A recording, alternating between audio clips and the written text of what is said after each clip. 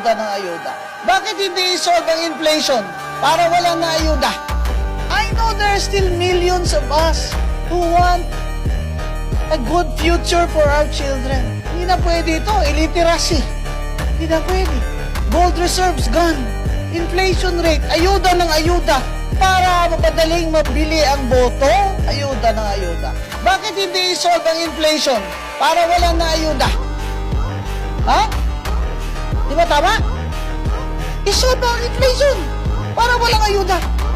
Bigyan ng trabaho ang mga tao para walang ayuda. There's almost 2 million people who have no jobs. 1 million of them are probably in Metro Manila. Can you imagine?